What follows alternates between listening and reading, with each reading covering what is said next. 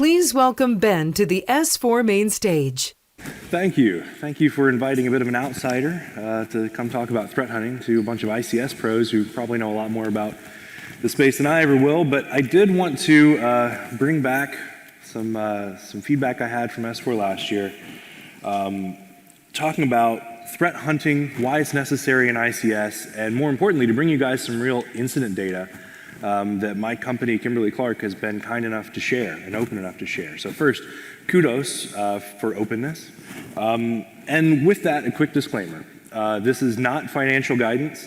This is not a discussion of anything that had a material financial impact on our company. And lastly, we are more secure today because we found these incidents in our OT environment and fixed them. So I hope to inspire you guys with that and to go look for your own. So starting out, what is threat hunting? There's a formal definition there, but I'm going to give you a little bit simpler version. 4 words: people interrogating your data. And every one of those is important.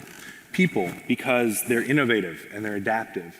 And they think critically in ways that machines don't quite yet. Interrogating, because we don't fundamentally trust all of our security tools. That's the point of hunting. There are gaps. In the same way the bad guys look for gaps, we need to look for them as well and fix them. The word your, because every one of our environments is different and should be customized. And if we're not looking at our specific environment and tailoring our rules and our detections for that, we're going to be missing a lot. And lastly, data, because it is a data-driven methodology. So don't buy the hype that it can be automated out of a box. And let's go look at some of the reasons why you want to hunt. So hunting has a lot of similarities with red teaming. They both get attention, they both expose gaps.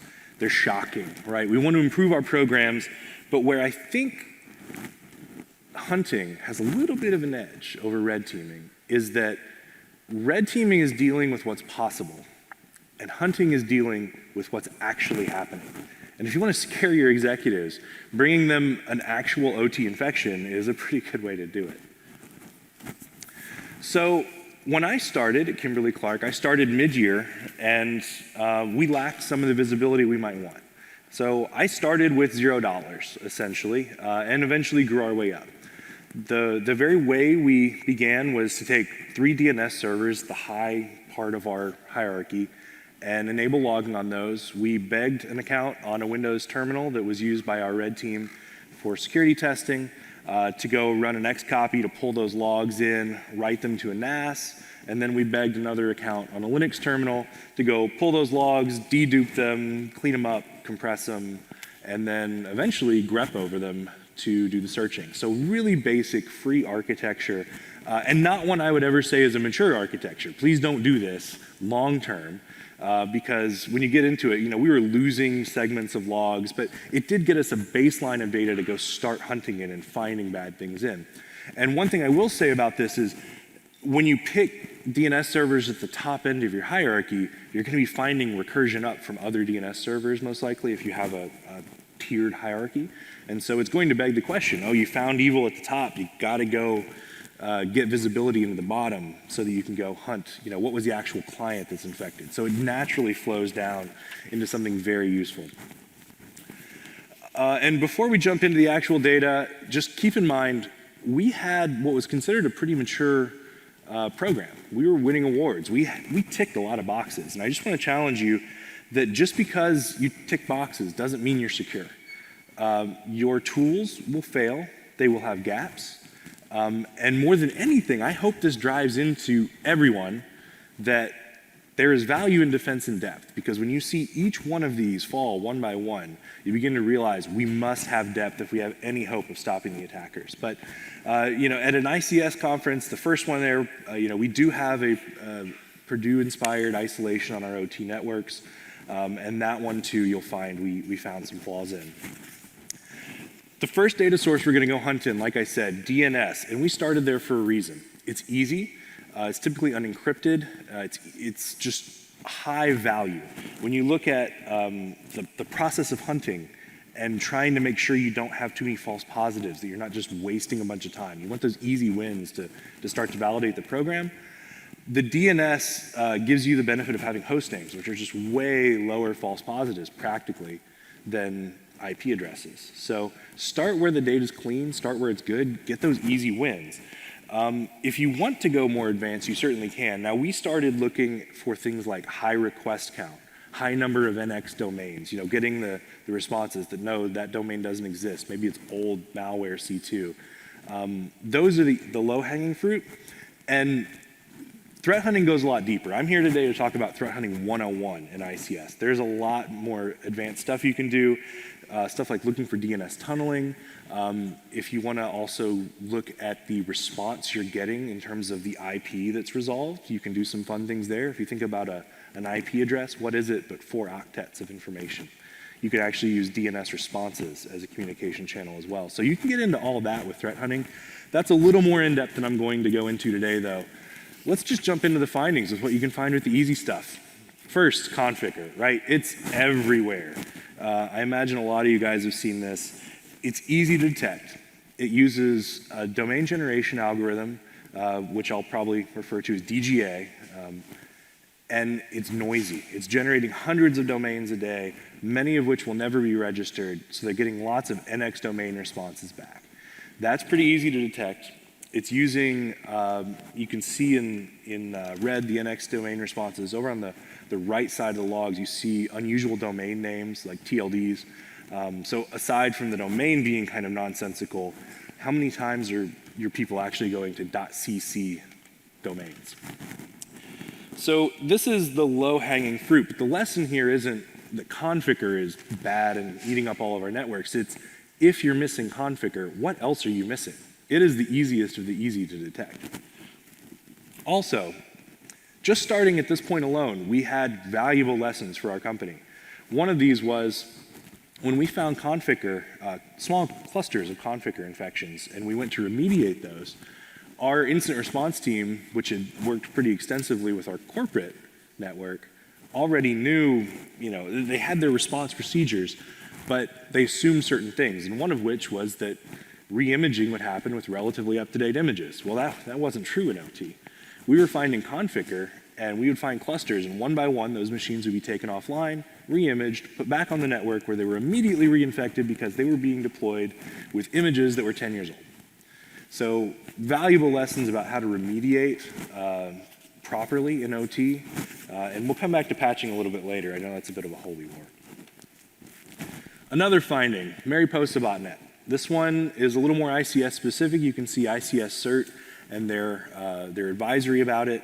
It definitely hit ICS networks hard. Again, we're seeing NX domain responses. We're seeing dynamic DNS services, noip.org. So this, not terribly hard to find, but now we're starting to get a little more ICS specific. So both Conficker and Mariposa are old. Let's look at something newer. When we found this sample of Khaleesi Trojan on our network and ran the hash against VirusTotal, it was only uploaded 3 months before. So we're getting into much more recent infections here, what we'd assume to be. Again, this one, NX domains, you can see the same tactics that we're using to find it, but it's a lot more alarming because it's recent. It is known to be an info stealer, and it really begs the question, how long has this C2 been dead? Sorry, command and control. How long has this command and control been dead? Thankfully, we had the logs to answer that question, but when you have to ask that question, hopefully it's going to alarm people in the right way that you need to be looking for these things. Another one, Palevo botnet, and here's where I think it gets a little more interesting. So Palevo is pretty old, right? I'm going back to the old stuff, but we're seeing NX domains, we're seeing some pretty sketchy top-level domains. How many of you guys are going to .su sites? I'd love to see your browser history. But notice, these aren't all NX domains. We found it with NX domains, and then we did the threat intelligence to tell us, here are some other domains to look for. Now those are turning up, and they're not failures. So what has happened is a DNS question has gone up the hierarchy and out of our network and received a response. And that should scare the living daylights out of us, right? Even if the command channel is not active, it could be signaling to a legitimate command and control server that there is an infection here, even if no payload's being passed, or we could be communicating with a malware sinkhole, either of which is bad. So we've looked at a few DNS findings. Let's pivot over to proxy logs. I understand a lot of you guys won't have them, but if you do, they share some of the benefits of DNS. You're looking at really pivotable data like host names. You're going to be able to get whois records, lots of resolved IPs, and build out good threat intelligence off of that. Along with user agent, HTTP request methods. So some nice data here to go hunting in to see the unusual stuff. First finding, and full disclosure, this one was not in an OT network, but it is a good example of how to conduct proxy searches. A proxy log where you have post requests, all post requests from one machine going to that field that starts with 95.153, that is the hostname field. So what would normally be www.google.com, here is an IP address. So we see a whole bunch of posts directly to an IP address. That's kind of unusual. So we research it, and that led us to the Bondat worm. Bondat worm obviously has some malicious payloads. It's a more recent and active threat. So easy way to go search in your proxy logs. Go look for the unusual, the stuff that just doesn't meet your traffic patterns. Reddit upworm, another place where proxy logs helped us, and this one did hit OT environments, or at least some of our lesser protected OT environments. I should have put in red the port number after rad new age there. We have traffic to an unusual port using a user agent string of auto IT, which auto IT can be used for legitimate purposes, but it's unusual enough that we wanted to look at it.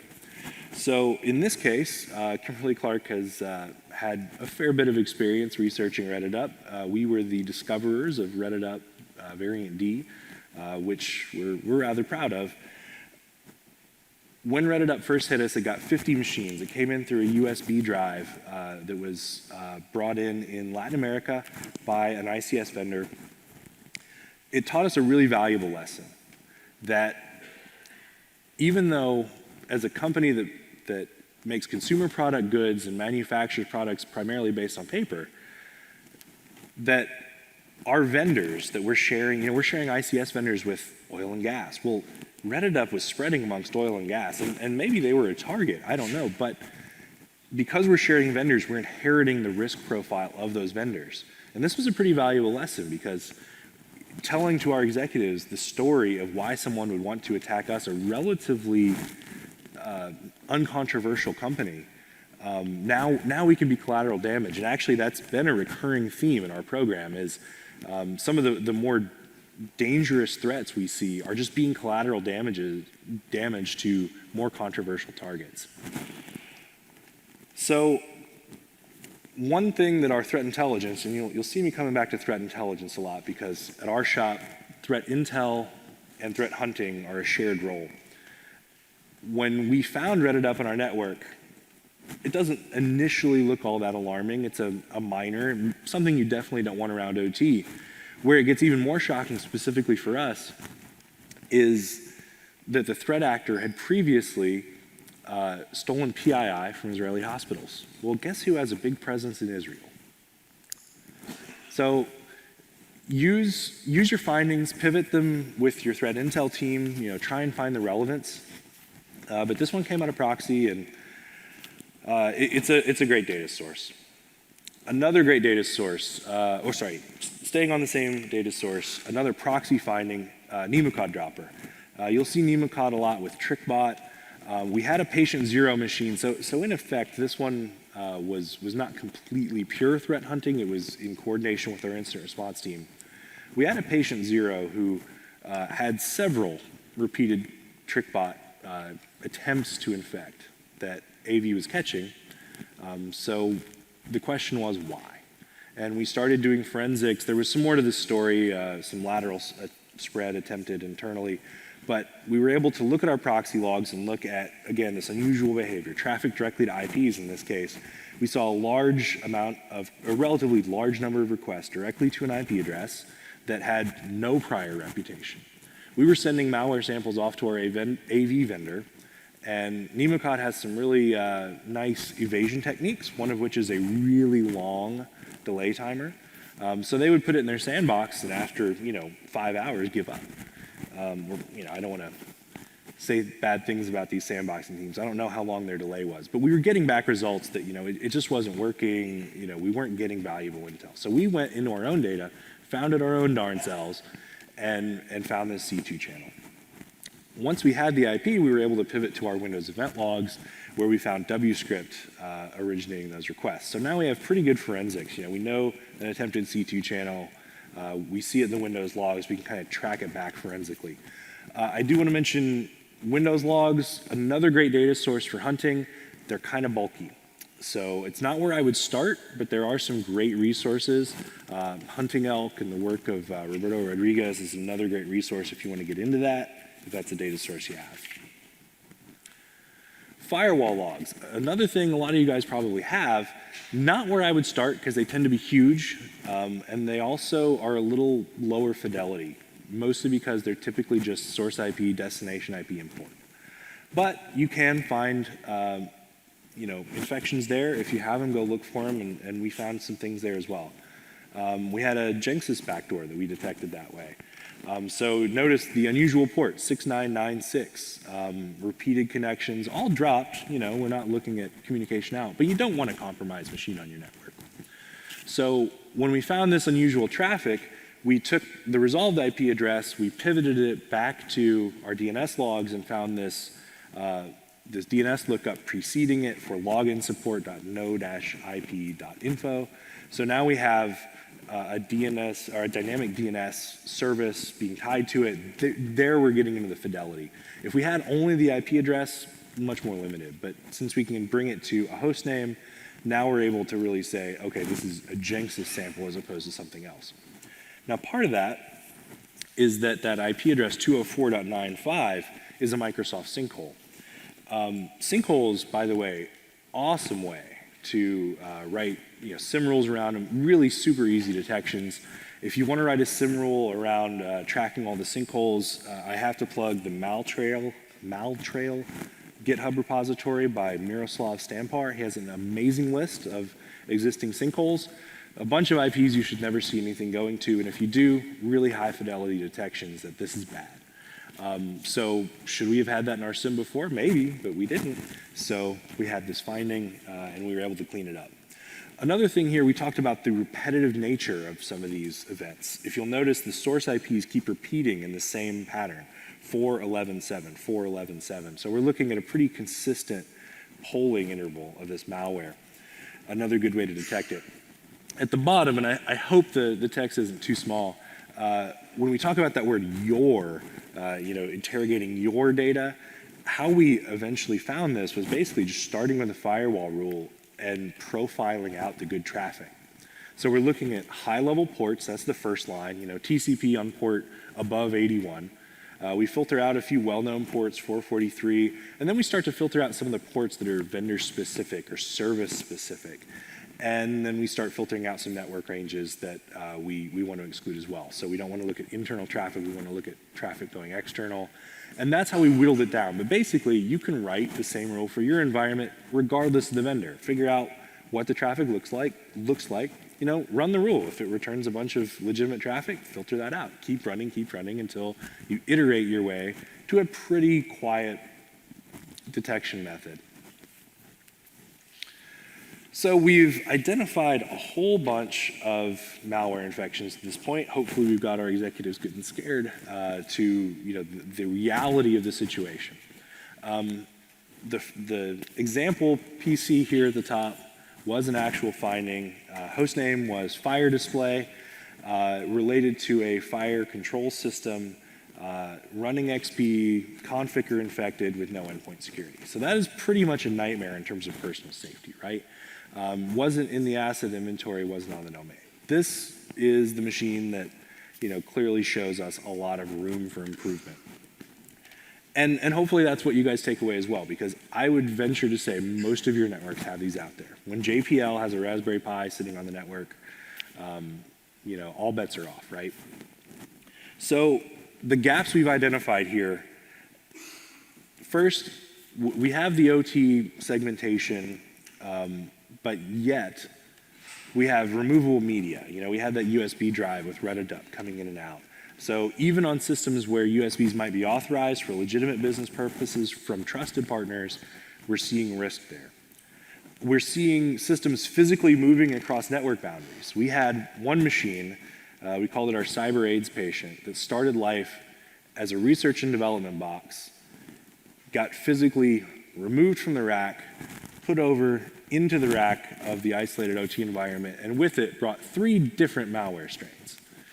So there goes your segmentation, right, when you have devices physically moving.